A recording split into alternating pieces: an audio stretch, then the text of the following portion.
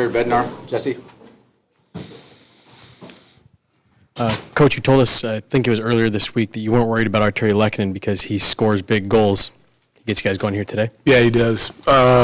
He's such a big game player and competitive player. Like I said, if he wasn't getting any scoring chances, and then that's a different story. But he's been racking up scoring chances on a nightly basis, and it's a matter of time for him, and seems to come through in big moments all the time, and tonight was no different to get that first one. Eric and Corey.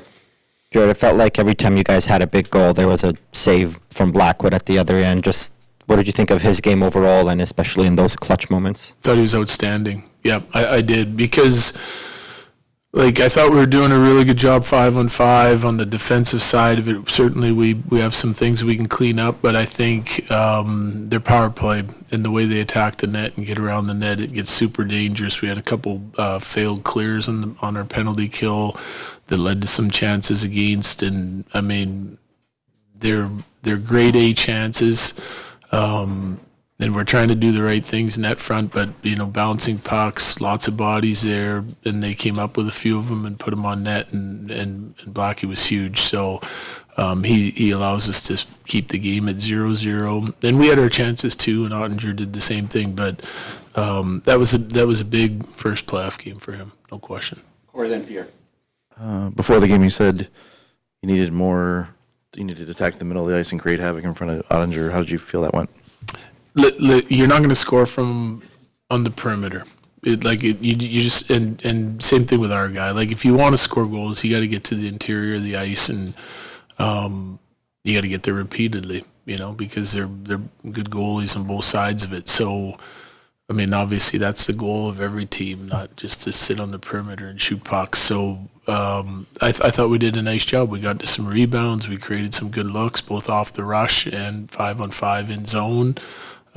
It's a tight checking game. It's highly competitive in every battle, every race. And so the amount you get there is not going to be the same as a Tuesday night in November, regular season. It's going to be harder. So the competitive spirit of your team has to go up, and I thought it was up tonight, and we created enough looks to win the hockey game. Here, then Evan. Just adding to your comments on Mackenzie Blackwood, it's pretty rare for a team to swap out the entire tandem mid-season, as you guys did, and how impactful were those moves from Chris McFarland, and where would you guys be without that?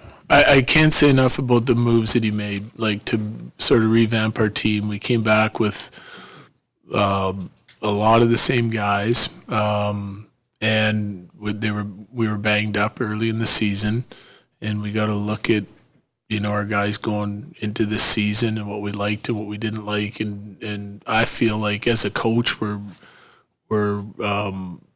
really lucky because we revamped the most major parts of our lineup. The two goalies right away, strength down the middle of the ice when you get Drury, Coyle, and Nelson, and added some grit and determination on the back end and Lindgren, and all the pieces, including depth pieces that we added, serve a purpose. And so they put us in the best. It's never easy winning regular season. Playoffs, it gets even harder every single round, and I think that they've put us in the best possible chance to succeed, that we feel like we have a good team, and it's up to us now to go play our best hockey for 2 weeks at a time, as far as you can possibly go, and try to reward the organization for giving us those players.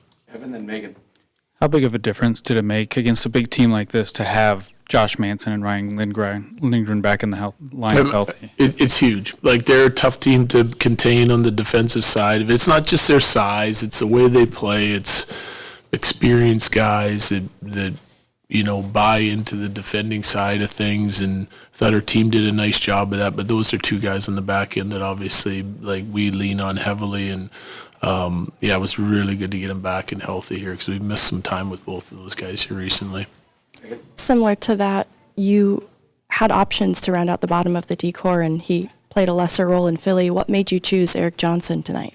Veteran guy that's excited to be back. I like the juice and energy that he brings to our team. I also like the size and the penalty killing ability that he brings. you're talking about, might be a, smaller role when it comes to ice time, but it's still a big role that he fills for us. And so we decided to go with the more experienced guy tonight in EJ, and because of some of the things that I think he's really strong at. Your last ones, Eric? Ross Colton left the game early. Do you have an update on his status? I do not. Lower body, left the game. We'll see what tomorrow brings. One more, Jesse? Just wanted your thoughts overall on Nate's night tonight. He takes that high stick and has a exchange with the ref, results in a double minor. You guys capitalize on that power play. Just your thoughts on him and kind of being that emotional heartbeat of this group. He was really good tonight. It's obviously they're going to key on him like we do on some of their players, and but really strong defensive game from him, and obviously his get up and go on the offensive side of it. He was making plays all night. I thought that line was dangerous. I thought Marty had a good night. It's hard to complain about any of the guys' effort, the way they competed, and some of the things they did on the ice. I thought we played a really solid game, and obviously that was led by Nate. Thank you, Derek. Yep, thank you. We'll have Mackenzie Blackwood shortly.